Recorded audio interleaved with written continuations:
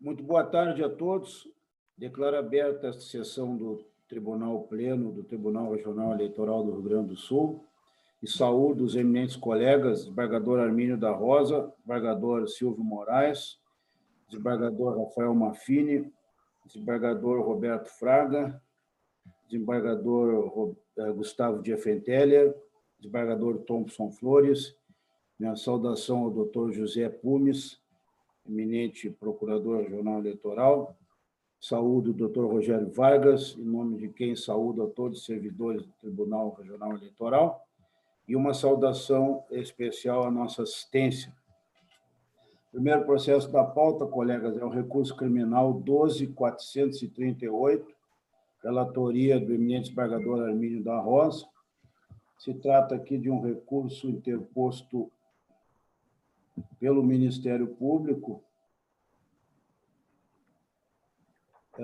perante esse tribunal e recorrido Leandro Borges Evaldi. Eu passo a palavra, então, ao eminente doutor José Pumes. Obrigado, senhor presidente, eminente desembargador Vilarinho, demais eminentes integrantes dessa corte, doutor Rogério, na pessoa de quem cumprimento todos os demais servidores, cumprimento especial também a nossa assistência, eminente desembargador Armínio, relator deste processo. Este processo é um processo bem complexo, volumoso, fatos já do conhecimento deste tribunal, já um pouco antigos também, e o parecer, que está encartado aos autos, é bastante extenso também, bastante minucioso. Eu vou pontuar algumas questões aqui que eu considero que eu reputo fundamentais, que devem ser destacadas, para não tomar demais o tempo de vossas excelências. Trata-se de um recurso interposto, como o presidente anunciou, pela Promotoria Eleitoral contra a sentença que absolveu Leandro Borges Evaldi da prática dos crimes de corrupção eleitoral 2 vezes de corrupção de menor, ambos com fundamento na insuficiência de provas para condenação. Entendeu a magistrada que a prova oral colhida na fase inquisitorial relativamente ao primeiro e segundo fatos da denúncia, que são os remanescentes neste feito, não restou reproduzida em juízo, não podendo assim ser valorada. E o Ministério Público Eleitoral, na sua apelação, argumentou que materialidade e autoria estão consubstanciadas nos elementos coligidos na fase extrajudicial, que foram validados em juízo pelos testemunhos de Giovanni Dias Castilho e Elisandro Eusébio André. Esse fato, como eu falei, são fatos complexos. O recorrido, originariamente, ele foi denunciado perante o TRE, juntamente com outras 12 pessoas, porque, na época, encontrava-se no exercício do mandato de prefeito municipal de Morrinhos do Sul. E a denúncia originária foi cindida em relação aos denunciados não localizados para citação, e, em seguida, foi novamente cindida em relação a todos os demais denunciados que não detinham prerrogativa de foro. Foi, então, recebida pelo TRE em relação ao réu Leandro, e, encerrado seu segundo mandato consecutivo no Executivo Municipal, a ação foi declinada para o 1º grau, onde concluída a instrução processual e apresentadas as alegações finais, e, ao final, proferida a sentença absolutória. Essa denúncia oferecida nestes autos aqui é resultado da realização de diligências policiais complementares, consistentes na oitiva de eleitores e colheita de dados junto à zona eleitoral de Torres, após a conclusão do inquérito policial originário, 0435, de 2009, que foi encartado na ação penal 274/87/2011, na qual Leandro Borges Evaldi e outras 68 pessoas foram denunciadas pelos crimes dos artigos 289, 290 e 299 do Código Eleitoral, praticadas de abril de 2007 até as vésperas do pleito de 2008. E, além dos crimes eleitorais, Leandro também foi denunciado pelo artigo 288 do Código Penal. E essa ação também, tal como a presente, foi objeto de sucessivas cisões.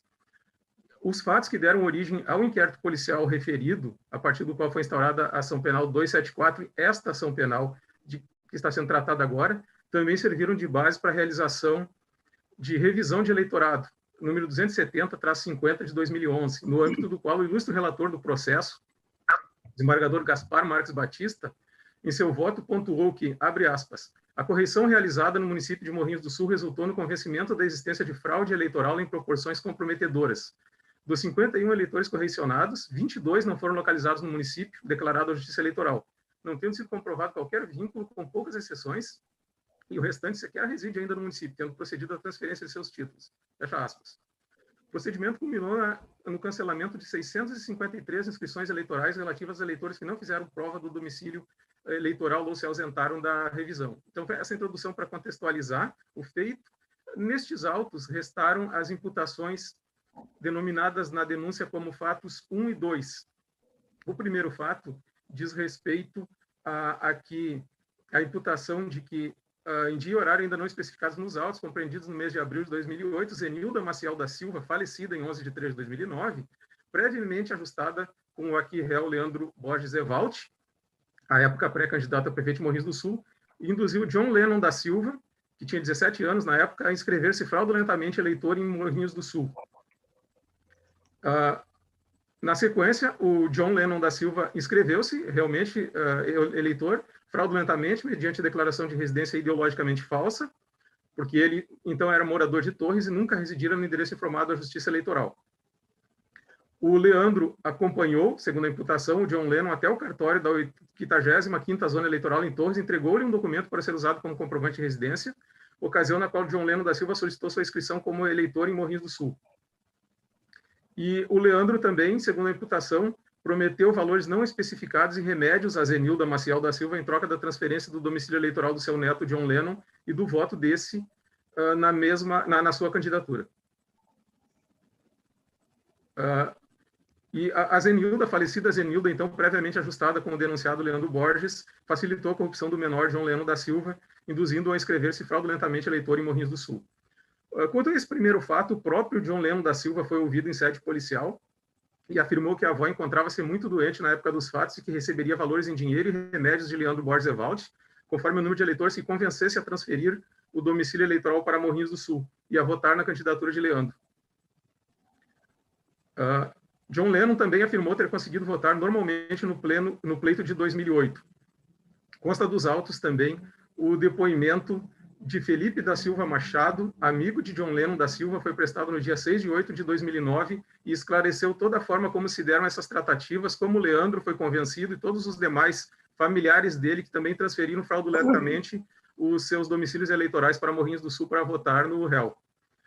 O segundo fato, narrado na denúncia, diz respeito a que Gilsomar Clésar de Matos, previamente ajustado também com Leandro Borges Evalt, pré-candidato a prefeito de Morrinhos do Sul, induziu Fagner Albino de Matos a transferir fraudulentamente seu domicílio eleitoral para aquela cidade de Morrinhos do Sul.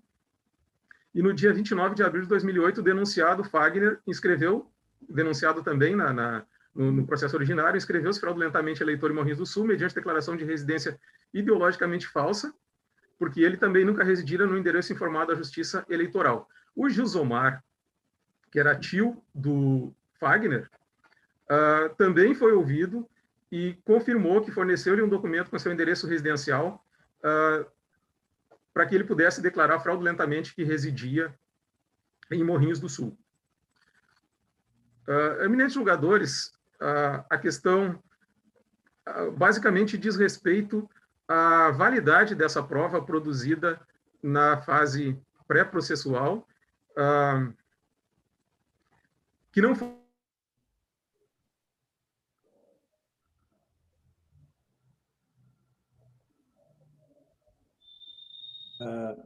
Eu vejo que o sistema está parado. Foi o meu aqui ou do doutor José? Não, é o do doutor. Ah, o do doutor Pumes. Doutor procurador.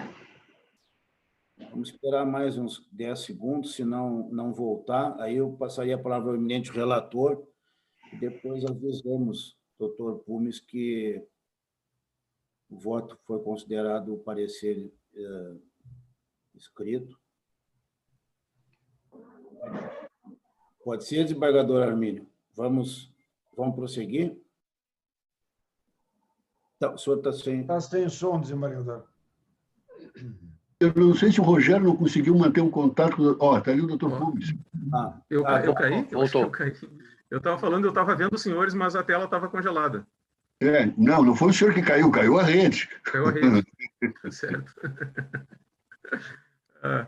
Bom, eminentes julgadores, eu não sei quanto que eu utilizei já do meu tempo também, não pretendo me alongar muito, mas, enfim, eu gostaria de sintetizar no seguinte sentido, que a discussão basicamente diz respeito à validade da prova produzida na fase pré-processual, que não foi refeita em juízo, mas considerando a existência de prova documental e a existência de indícios e de prova judicial que corrobora essa prova que foi produzida na fase inquisitorial. O entendimento do Supremo Tribunal Federal é no sentido de que os elementos do inquérito podem influir na formação do livre convencimento do juiz para a decisão da causa quando complementam outros indícios e provas que passam pelo crivo do contraditório em juízo, e no entender do Ministério Público Eleitoral é justamente o que acontece nesse caso.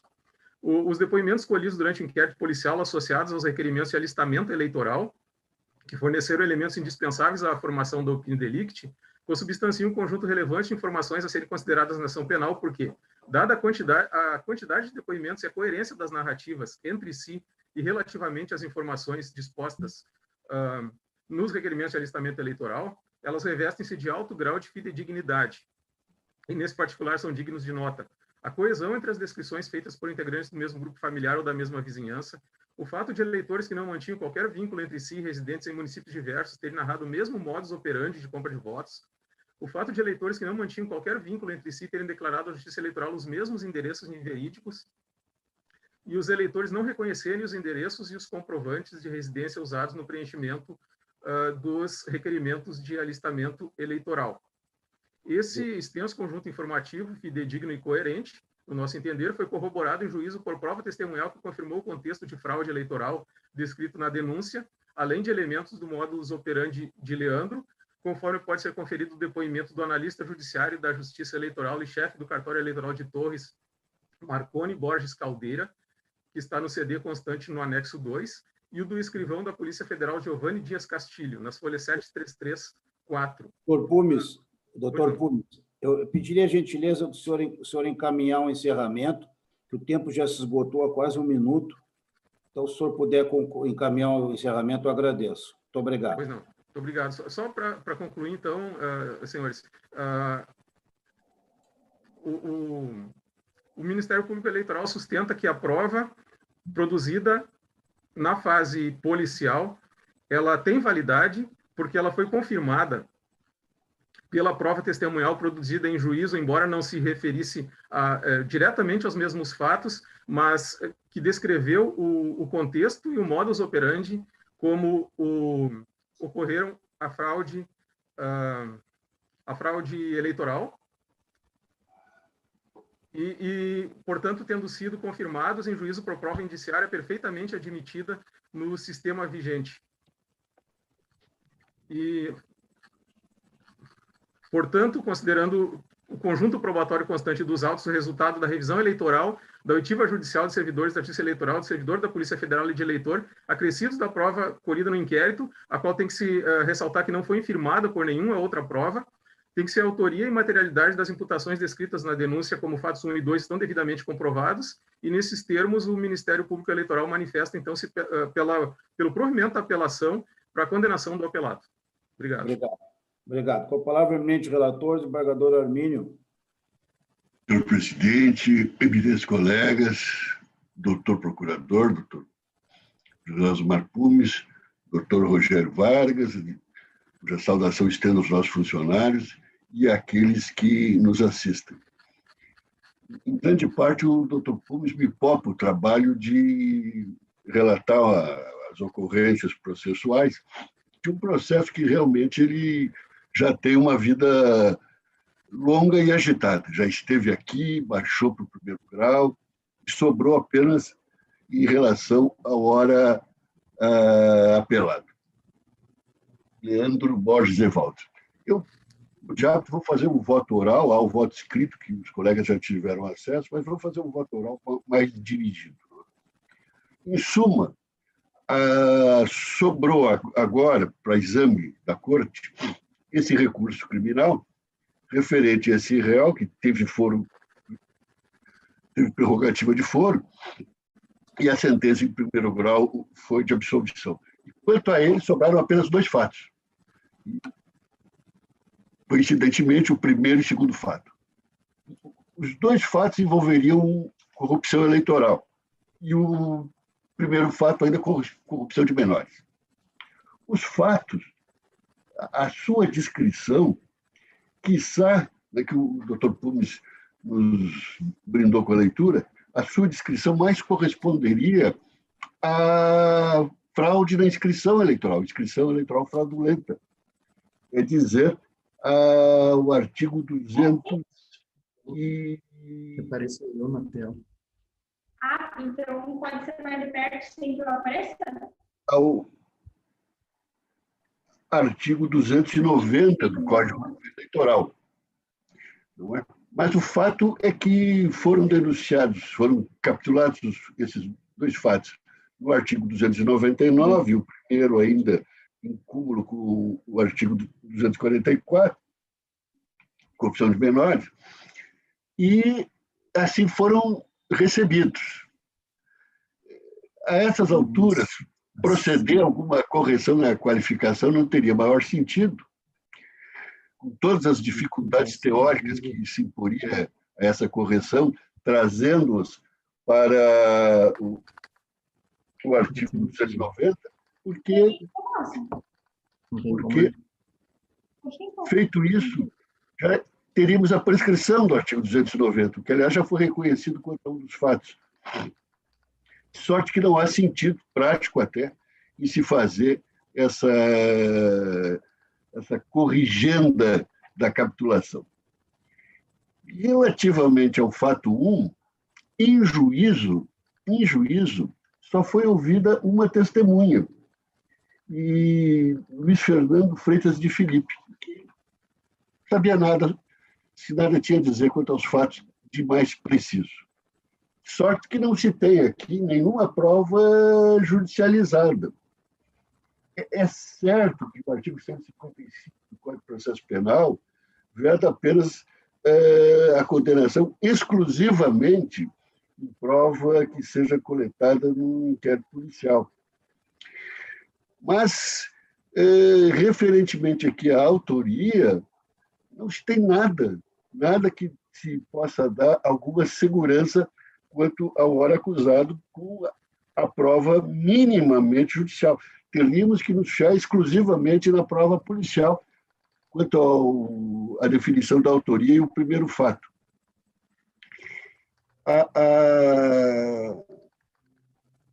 Quanto à materialidade em si, apenas a polícia quer fazer, evidentemente houve alguma coisa estranha lá em Morrinhos.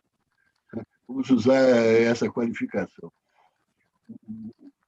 O corregedor de então esteve lá, e esse dado é significativo, né? De 51 eleitores correcionados, 22 não foram localizados. E houve o cancelamento de 653 inscrições.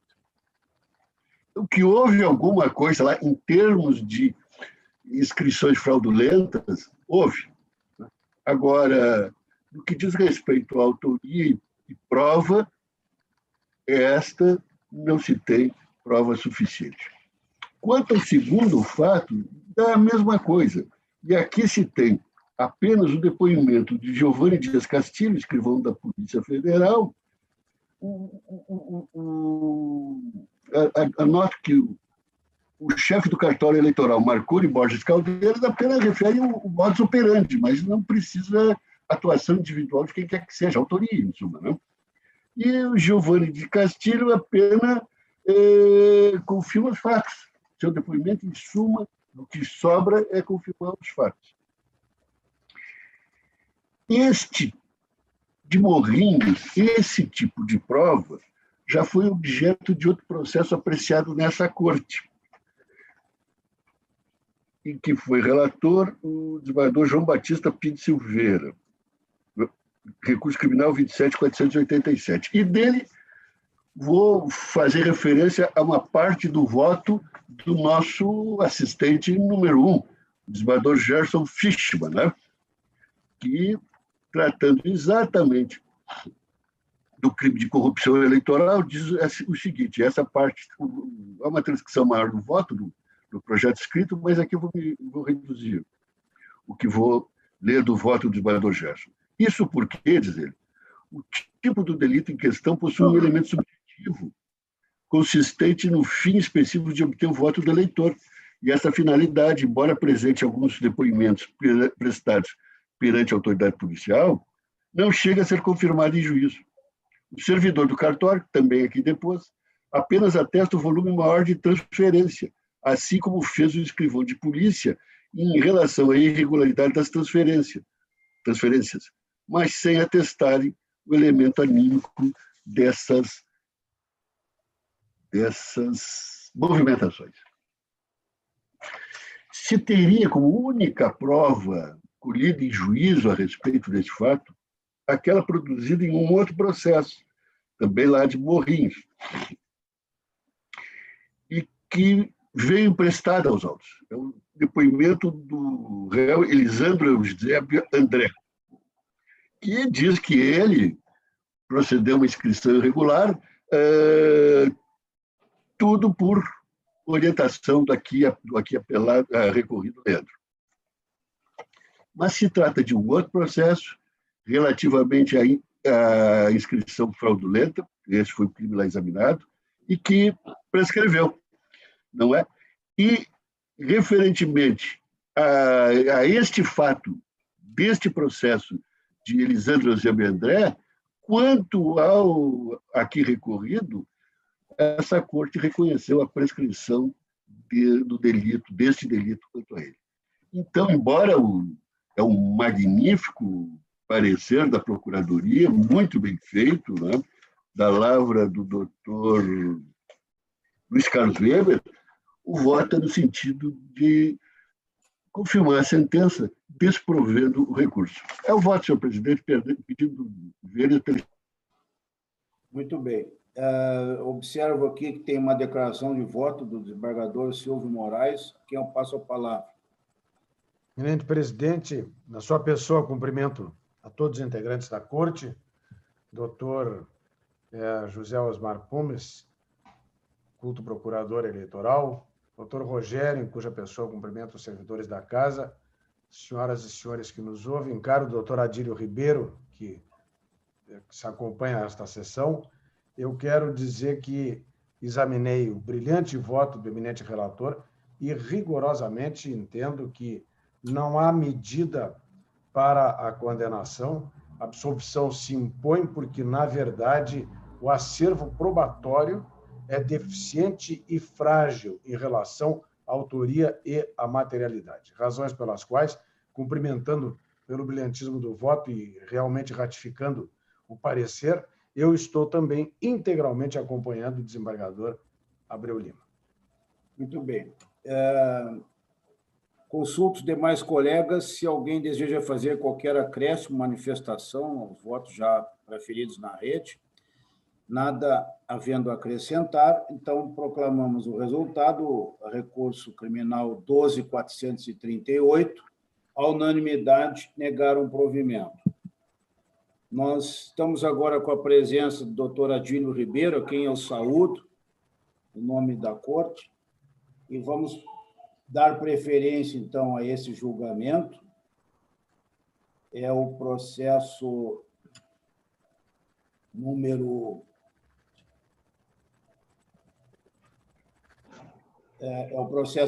o recurso número 060.0051/86. A relatoria é do eminente desembargador Gustavo de Effenteler. Haverá a pedido de sustentação oral por parte do doutor Adílio Ribeiro, e se trata aqui de um recurso interposto por João Antônio Carpes Weber, contra a decisão do juiz da 27ª Zona Eleitoral, que julgou procedente representação intentada pelo Ministério Público. Eminente presidente? Sim, pois pela não. Ordem, pois não. Eu gostaria de, antes mesmo de conceder a palavra ao doutor Adílio, fazer uma breve intervenção. Então, eu inicio saudando Vossa Excelência, saúdo também os demais integrantes da Corte, saúdo o eminente doutor José Osmar Pumes, procurador regional eleitoral, saúdo o excelentíssimo doutor Adílio Ribeiro, que ocupa a tribuna, saúdo o doutor Rogério Vargas, nosso secretário judiciário, saúdo os nossos servidores estimados do TRE e, em especial, a todos aqueles que nos assistem, me permitindo fazer uma saudação especial ao nosso assíduo assistente, que é o Dr. Gerson Fischmann, nosso desembargador querido Gerson Fischmann. Então, a razão dessa breve intervenção, talvez até fugindo um pouco aos parâmetros do rito, é apenas para colocar ao excelentíssimo Dr. Adílio Ribeiro, que pretende fazer a sustentação em favor do recorrente, que o nosso voto, assim como o parecer ministerial, vão exatamente no sentido, suponho, da sua pretensão, de que haver a representação revista, julgada improcedente, portanto, com o provimento do recurso, e é exatamente nesse sentido. Então, talvez com isso, o doutor Adílio Ribeiro, a seu critério, nem precise fazer a sua sustentação, porque o encaminhamento do voto, e eu vejo pela rede que os colegas já lançaram seus votos acompanhando o meu voto, de sorte que o recurso será provido e será julgada improcedente a representação por propaganda irregular. Era isso, senhor presidente. Muito bem. Eu consulto, então, o doutor Adílio Ribeiro, em razão da antecipação do resultado pelo relator, que conta com a unanimidade da Corte, acompanhando o voto do relator. Consulto o doutor Adílio Ribeiro se ainda assim deseja fazer a sustentação oral ou se abre mão da sustentação oral. Abro mão, Excelência. Tá.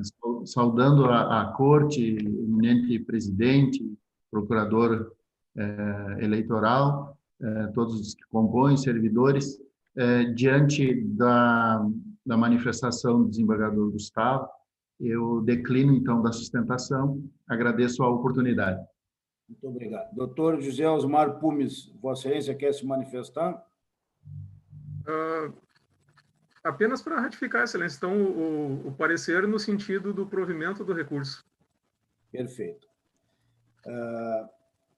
O doutor desembargador Gustavo, então, está dando provimento ao recurso, é isso, doutor Gustavo? É isso, senhor presidente. Consulto os demais colegas se alguém deseja fazer qualquer manifestação. Não havendo nada a ser acrescentado, então podemos proclamar o resultado. Recurso eleitoral 060.0051/86, à unanimidade, deram provimento ao recurso a fim de julgar improcedente a representação. A publicação deste acórdão será na sessão de quinta-feira, que é a sessão seguinte. Então, vamos retomando agora a sequência da pauta. O próximo processo é uma consulta número 0600369/53, relatoria do eminente desembargador Armínio, uma consulta encaminhada pelo Diretório Estadual do Partido Verde. Eu passo a palavra ao eminente procurador, doutor José Pumes. Obrigado, senhor presidente, eminentes julgadores, eminente relator. Uma saudação também ao doutor Gerson Fischmann, que está na assistência, que eu não saudei inicialmente. Senhor presidente, senhor relator e demais julgadores, nesse caso, a consulta formulada não atende ao requisito de admissibilidade estabelecido no artigo 92, parágrafo único, primeira parte do regimento interno desse egrégio, TRE, Rio Grande do Sul, o qual estabelece que não serão conhecidas consultas formuladas durante o período eleitoral definido em calendário expedido pelo Tribunal Superior Eleitoral, sendo que tanto a Corte Superior quanto essa Corte Regional assentaram o entendimento de que o período eleitoral tem início com a abertura das convenções partidárias e que neste período não é cabível a realização de consultas. Tendo em vista que a consulta de que se trata foi formulada em 18 de nove de 2020, realizada, portanto, no período eleitoral, uma vez que a Emenda Constitucional 107 de 2020 estabeleceu no seu artigo 1º, parágrafo 1º, inciso 3, que entre 31 de agosto e 16 de setembro de 2020 será o período para a realização das convenções para a escolha dos candidatos pelos partidos e a deliberação sobre coligações, não há como conhecer da consulta. Então, diante do exposto, o Ministério Público Federal se manifesta pelo não conhecimento. Muito bem. Estou com a palavra, então... eleitoral, desculpe. Perfeito. E eu vou, senhor presidente, não conhecendo pela questão da tempestividade e também porque, além de tudo, seria uma consulta individualizada. Não conheço. Muito bem. Consulto os demais colegas se alguém deseja fazer qualquer manifestação, declaração de voto. Nada havendo a acrescentar. Então, proclamamos o resultado. Consulta 060-0369. Não conheceram, unânime.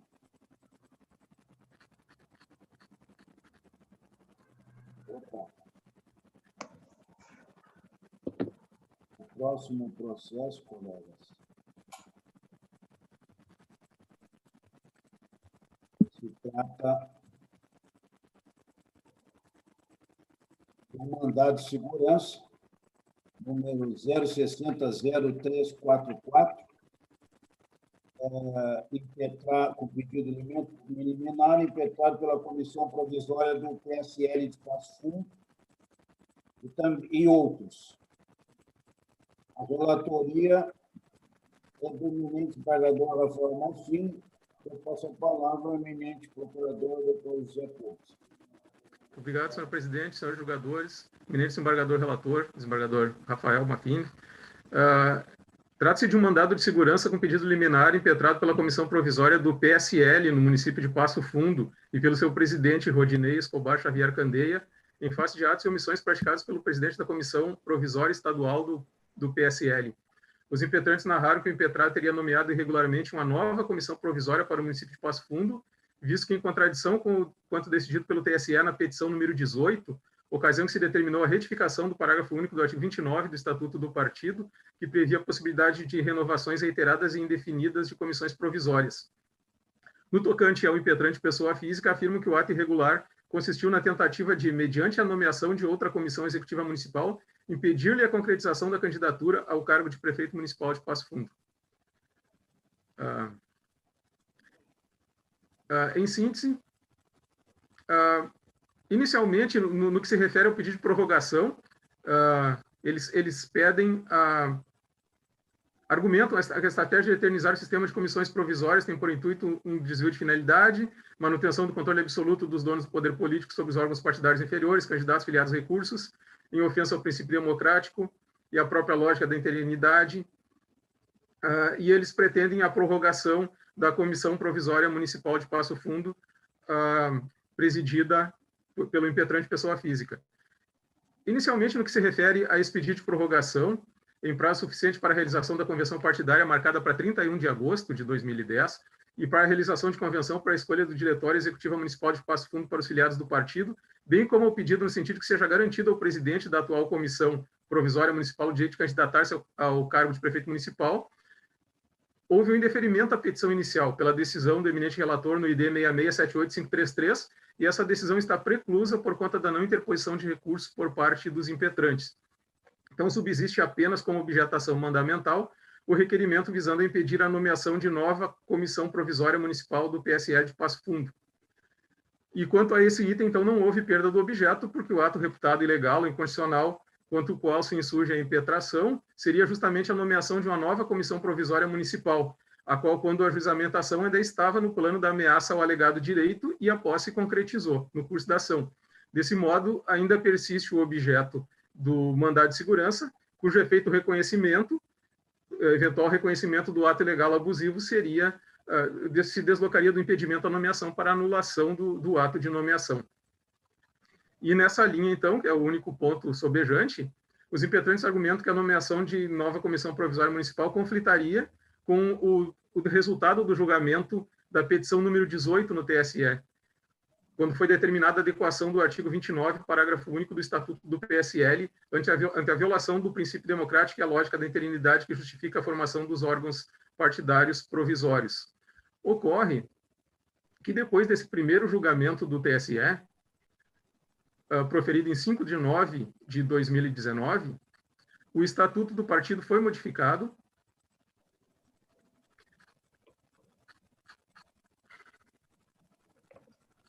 e houve uma nova decisão em 13 de 8 de 2020, no mesmo processo, na petição número 18, reputando válida a nova disposição estatutária constando da ementa rapidamente aqui no que é que interessa.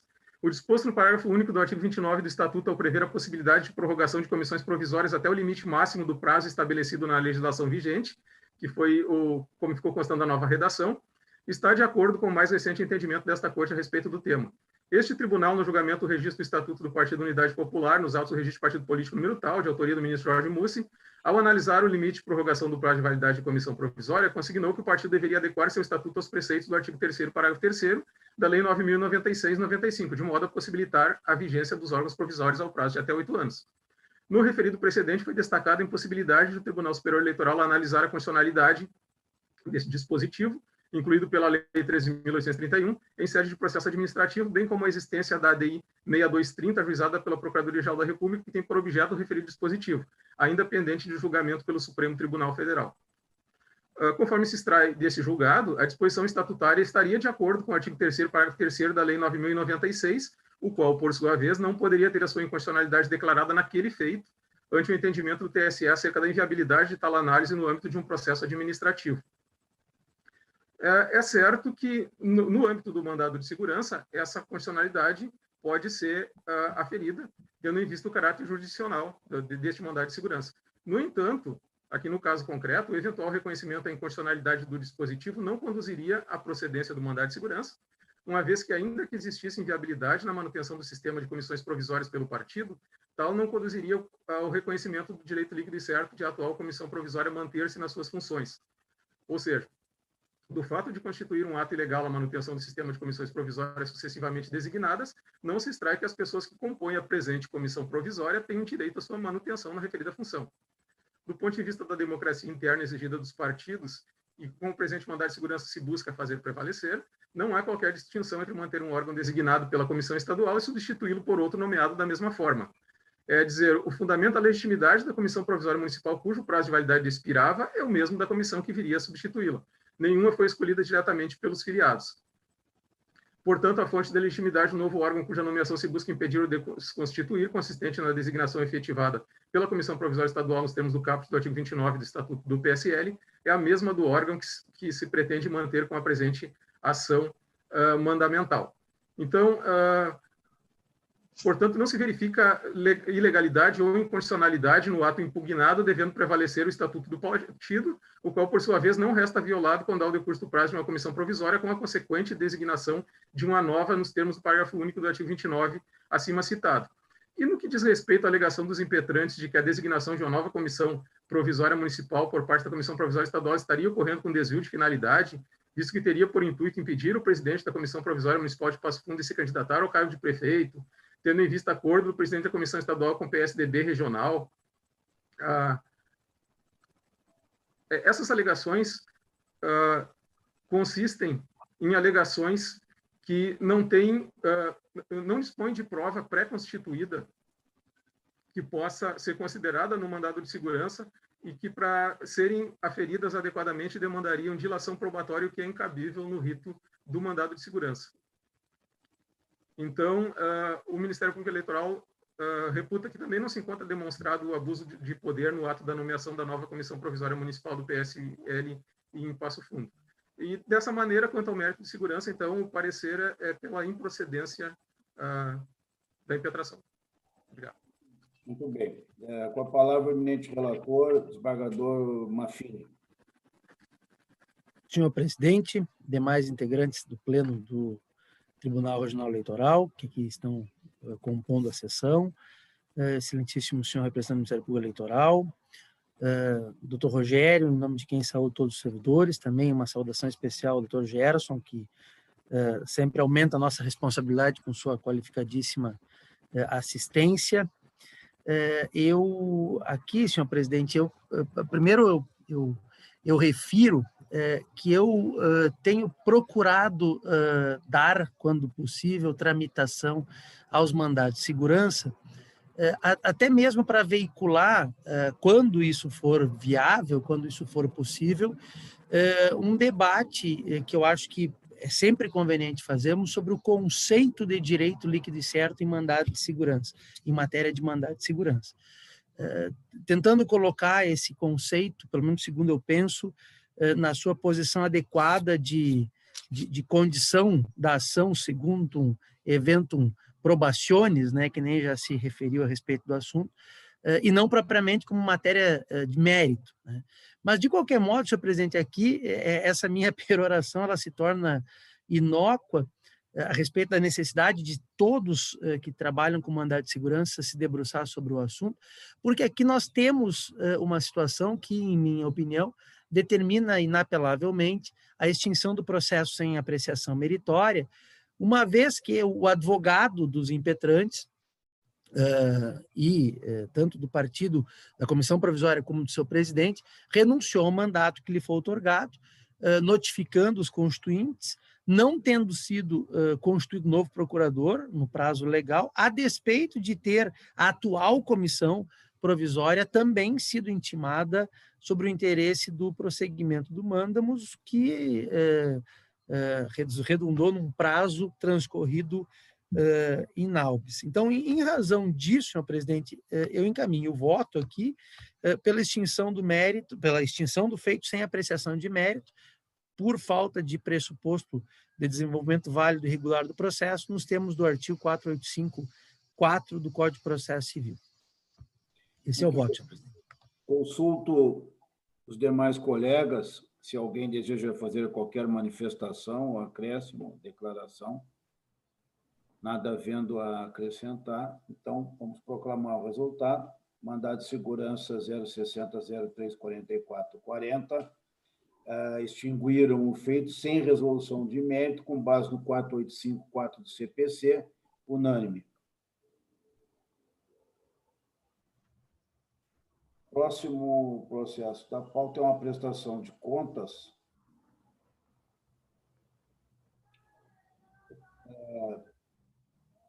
Esse processo, doutor Rogério, foi o que começou o julgamento ontem? Sim. Então aqui já houve manifestação do Ministério Público, né? Se trata da prestação de contas 060-25-9769, prestação de contas do candidato José César Figueiredo 12, do PSL, eleições 2018. Então, eu já tendo o Ministério Público se manifestado ontem, então devolvo a palavra ao eminente relator, desembargador Rafael Mafini. Senhor presidente, renovando a saudação endereçada a Vossa Excelência e aos demais integrantes do Pleno e ao Procurador Regional Eleitoral também e aos servidores, eu começo a minha manifestação sobre o voto que trago a Vossas Excelências do mesmo modo que eu acabei ontem a minha referência nesse processo. Uma das funções da sustentação oral é criar dúvidas na mente dos julgadores, e eu confesso que a brilhante sustentação oral do Ministério Público Eleitoral culminou em provocar em mim algumas dúvidas, sobretudo no tocante à ação de impugnação de mandato eletivo que foi intentada e foi apreciada nessa corte sob a relatoria de Sua Excelência o desembargador Thompson Flores Lenz, julgado em outubro do ano passado por essa corte. Então, as referências bem feitas na precisa sustentação oral a respeito desse processo me geraram a necessidade de reavaliar a apreciação que até então havia feito. E aqui, senhor presidente, eu trago voto, na verdade, pela aprovação das contas. Esse é meu voto, já antecipo que essa é a referência, e embora, senhor presidente, haja aqui uma circunstância que a mim parece merecedora de atenção, merecedora de apuração, mas essa apuração, que de algum modo já foi referido, essa apuração que já foi referida também no voto de Sua Excelência o desembargador Thompson, quando o julgamento daquela ação de impugnação de mandato eletivo, me parece que menos razão ainda teria para que ocorresse na prestação de contas, nesse processo de prestação de contas. Por quê? porque, como já é possível se depreender dos autos, a referência àquele suposto empréstimo que foi feito e que, portanto, teria supostamente relação com situação pessoal daquele que seria o mutuário, que estaria supostamente passando por necessidades pessoais e, portanto, esses recursos emprestados não teriam relação, supostamente não teriam relação com a eleição ou com o sufrágio, e sim propriamente com recursos privados fora de qualquer situação política. Essas situações, e é proposital a referência, eu diria, repetitiva da ideia de que são supostos fatos, não me parecem que possam ser averiguados em sede de prestação de contas. Então, eu voto, senhor presidente, no sentido de que, vamos dizer assim, sejam aprovadas as contas, autorizando, que, aliás, autorizado imanentemente a figura do Ministério Público Eleitoral já está, né, corriqueiramente, a Procuradoria Regional Eleitoral a extrair cópias para efeitos até de encaminhamento ao Ministério Público de piso, para efeitos daquilo que dispõe a representação, a que dispõe o artigo 30A da Lei 9504, ou então a apuração de eventual abuso de poder econômico em processos que não seriam esse da prestação de contas. Então, assim, com as mesmas dúvidas que já, de algum modo, se encontravam referidas na referida ação, na mencionada ação de impugnação de mandato eletivo, eu aqui entendo que essas dúvidas não podem e não estão nos autos apuradas na presente ação de prestação de contas, razão pela qual o meu voto é pela aprovação de contas, autorizando, quase que sugerindo, que essa investigação seja propriamente realizada nas suas instâncias procedimentais e na seara própria. Então, esse é o voto, senhor presidente. Aproveitando uma vez mais para elogiar a brilhante sustentação oral feita ontem, quando do início do julgamento. Muito bem. Consulto os demais colegas que alguém deseja fazer qualquer manifestação, acréscimo, declaração de voto, nada havendo a acrescentar. Então, prestação de contas 0602597/69, aprovadas as contas unânime.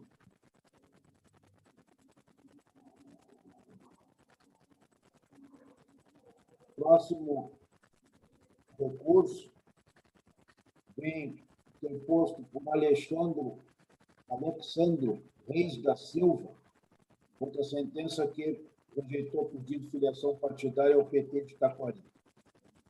A relatoria é do eminente desembargador Roberto Fraga.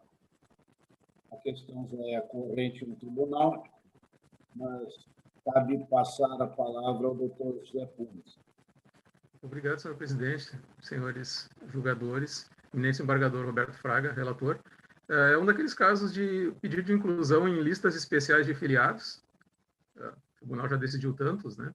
E a questão é que o cronograma especial, o cronograma para processamento da relação especial para o ano de 2020, estabelecido pela portaria 357 do TSE, estabeleceu a data de 16 de junho de 2020 como último dia para inserção do nome do filiado prejudicado na relação especial de filiados.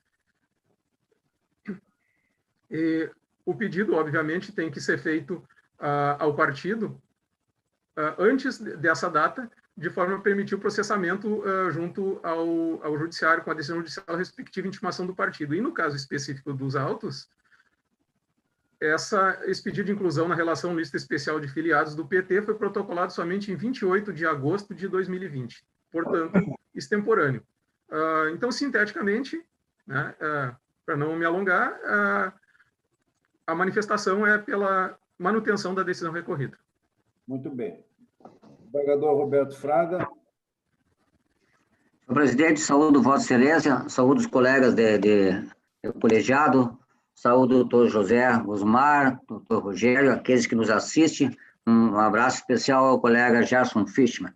Senhor presidente, essa matéria aqui está sendo constantemente julgada e rejulgada por essa corte, Já temos uma posição pacificada e eu encaminho voto, então, senhor presidente, por negar provimento ao recurso.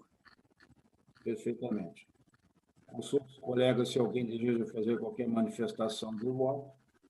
Em não havendo, recurso 060-0038, negado provimento unânime. O próximo o próximo recurso, colegas, também se trata de um recurso interposto relativo a indeferimento de inclusão em listagem especial. O recurso foi interposto por Karen Emael Pacheco, também postulando filiação ao PTB de Cerro Grande, e deferido por intempestividade. Eu passo, então, a palavra à relatoria deste recurso do eminente Salvador Roberto Fraga. Eu passo a palavra ao doutor José Osmar Pumes. Obrigado, senhor presidente, senhores julgadores, desembargador Fraga. Essa situação é idêntica à anterior, né? Só não é idêntica porque a data em que foi protocolado o pedido de inclusão na relação lista especial foi 2 dias antes, mas, de qualquer forma, totalmente extemporâneo também, porque o pedido devia ser deduzido antes de 16 de junho de 2020, conforme o calendário do TSE, e foi deduzido somente em 26 de 8 de 2020. Portanto, a manifestação do Ministério Público Eleitoral também pela improcedência do recurso, o desprovimento do recurso. Muito bem. Desembargador Roberto Fraga. Senhor presidente, mesma situação, nesses autos ainda houveram memoriais que eu li atentamente em respeito ao nobre advogado, mas, repito, mesma situação, mesma posição dessa corte, eu estou encaminhando o voto de acordo com a manifestação ministerial, ou seja, negando o provimento ao recurso, senhor. Muito bem. Consulto os demais colegas, se alguém deseja se manifestar. E não havendo qualquer acréscimo, recurso eleitoral 060-0035, negado provimento unânime.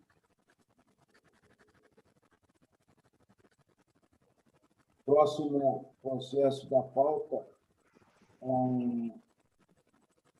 processo de prestação de contas das eleições de 2018 pelo Diretório Estadual dos Democratas, o DEM. A relatoria do eminente desembargador Gustavo de Offenteller. Eu passo a palavra ao doutor José Osmar Pumes, eminente procurador eleitoral. Eminente presidente, eminentes desembargadores, desembargador Gustavo, nesse caso específico, nessa prestação de contas, há uma conclusão da unidade técnica, no sentido da regularidade das contas. O Ministério Público Eleitoral também não encontrou nenhuma irregularidade, para além dessa manifestação da unidade técnica, portanto, o Ministério Público Eleitoral nada tem a opor à aprovação das contas.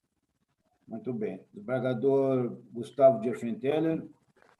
Eminente presidente, renovando as saudações, o meu voto vai exatamente na linha preconizada pelo eminente Dr. José Osmar Pumes. Não há nenhuma irregularidade e as diligências oportunizadas ao partido foram devidamente atendidas, de sorte que o nosso órgão técnico se posicionou pela aprovação das contas, pela regularidade das contas de campanha do ano de 2018 do Democratas do Rio Grande do Sul, razão pela qual o meu voto é pela aprovação das contas. Muito bem. Consulto os demais colegas se alguém deseja fazer qualquer manifestação acerca desse julgamento. Nada havendo a acrescentar. Então, prestação de contas 060-2133, aprovadas, temos o voto do relator, unânime.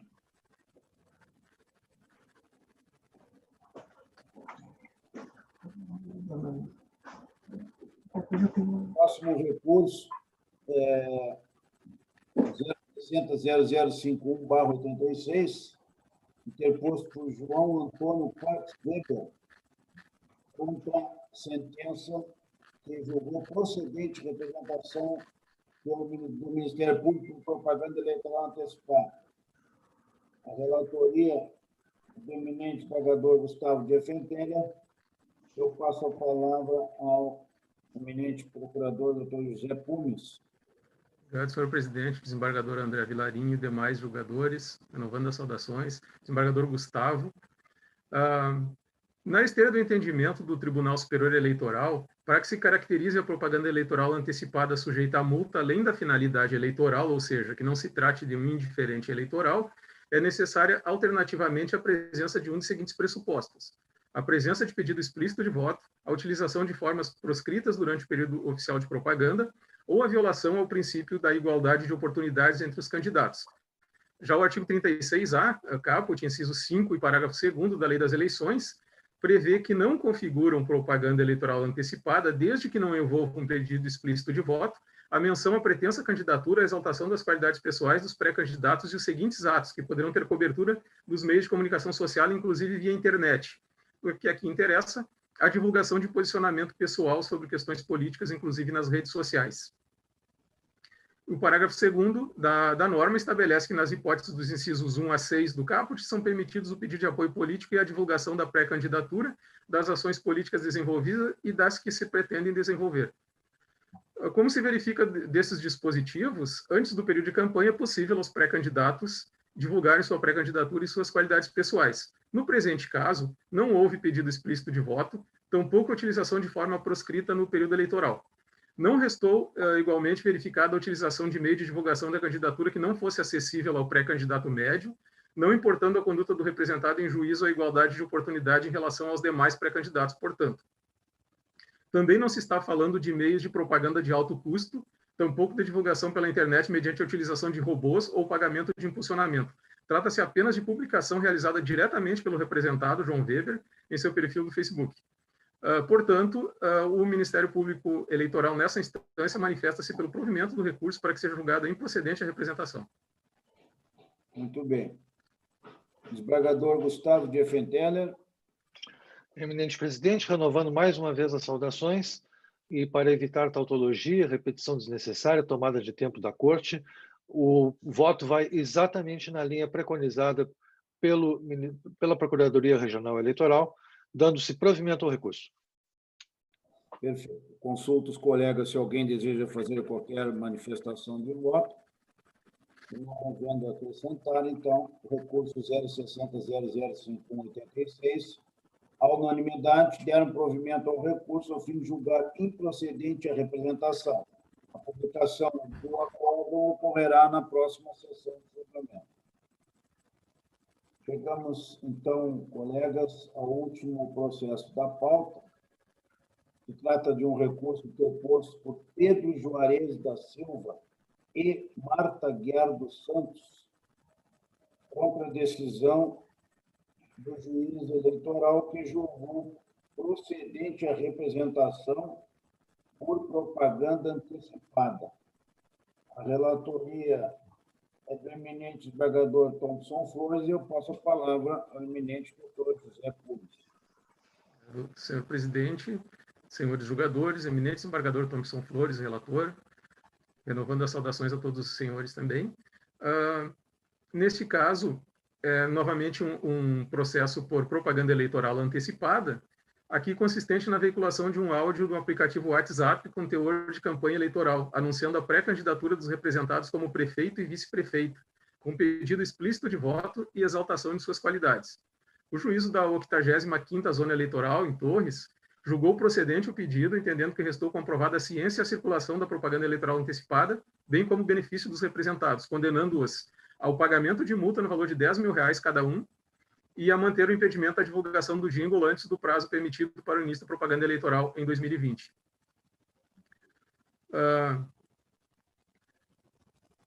Conforme já referido anteriormente, por ocasião do outro processo, né, na esteira do entendimento do Tribunal Superior Eleitoral, para que se caracterize a propaganda eleitoral antecipada sujeita a multa, além da finalidade eleitoral, que não se trate de indiferente eleitoral, é necessária alternativamente a presença de um dos seguintes pressupostos: presença de pedido explícito de voto, utilização de formas proscritas durante o período oficial de propaganda e violação ao princípio da igualdade de oportunidades entre os candidatos.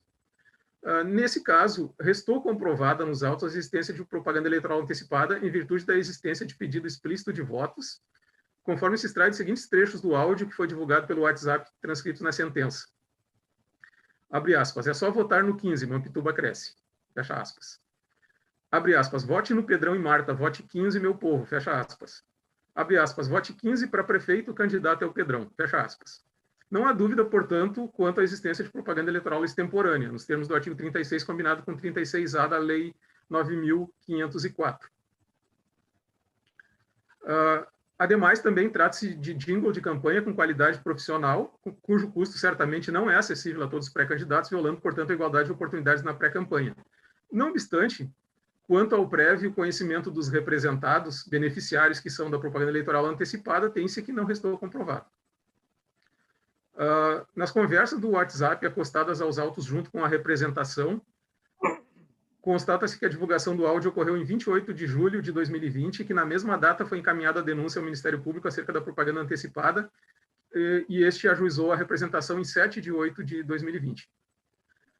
Porém, como demonstrado pelos representados, eles, assim que tiveram conhecimento do áudio, por meio do grupo de WhatsApp do partido, em 2 de agosto de 2020, onde foram alertados de que o referido áudio não podia ser divulgado, o representado Pedro tomou as providências que entendeu cabíveis, quais sejam, identificou quem criou a propaganda, que foi a senhora Maria da Glória Roque, notificou-a em 5 de 8 de 2020 para que a música não fosse mais divulgada e informou que não tinha interesse em adquirir a propaganda. Em 6 de agosto de 2020, ele ainda comunicou ao juiz eleitoral sobre a existência da propaganda antecipada. Não há nos autos prova do prévio conhecimento dos representados ou sua anuência, seja com a criação, seja com a divulgação do aludido jingle, sendo que faz prova no sentido de que os representados não anuíram com a elaboração e divulgação da propaganda em questão ter o próprio representado Pedro Juarez da Silva, antes mesmo de ajuizada a presente representação, comunicado o fato à Justiça Eleitoral. Nesse sentido, portanto, ao contrário do que é alegado na sentença e nas contrarrazões, os esclarecimentos trazidos na contestação não são confissão do prévio conhecimento da elaboração e divulgação da propaganda. Na contestação, em nenhum momento consta a afirmação de que os representados, antes da divulgação, estavam cientes da propaganda. Ao contrário, é afirmado que a propaganda foi elaborada e divulgada sem seu conhecimento e, no momento em que dela tiveram ciência, adotaram as providências cabíveis para fazer cessar o ilícito. Portanto, entende-se que os representados não podem ser responsabilizados pela propaganda eleitoral antecipada, com base no artigo 36, parágrafo 3º da Lei 9.504 de 97, que exige o conhecimento prévio dos beneficiários para que possam ser responsabilizados. Portanto, a manifestação do Ministério Público Eleitoral nessa instância é pelo provimento do recurso dos representados Pedro Juarez da Silva e Marta Aguiar dos Santos, para que seja reformada a decisão recorrida. Sem áudio, presidente. Sem áudio. Desculpe. Com a palavra, o eminente relator, desembargador Thompson Flores. Senhor presidente, eu me associo a todos os cumprimentos que foram feitos pelos eminentes colegas que me antecederam, especialmente aqui o nosso desembargador Gerson Fischmann, como disse o desembargador Arminio, o nosso mais fiel assistente às nossas sessões. No que diz respeito ao voto, senhor presidente, a matéria é muito conhecida da Corte e exatamente nos mesmos moldes do parecer do Ministério Público Eleitoral, que foi lido agora pelo ilustre Procurador Regional Eleitoral, de modo que eu me incorporo, me associo às conclusões do parecer e voto pelo provimento do recurso nos moldes do parecer. Muito bem. Consulto os demais colegas, se alguém deseja fazer qualquer acréscimo de voto, manifestação de voto, em não havendo, então podemos proclamar o resultado, recurso eleitoral 060.0111.79, deram provimento a fim de julgar improcedente a representação. Decisão unânime e será publicada na próxima sessão de julgamento. Bem, colegas, com isso nós conseguimos vencer a nossa pauta. Vamos proclamar o resultado do julgamento na sessão anterior, relativamente a processo de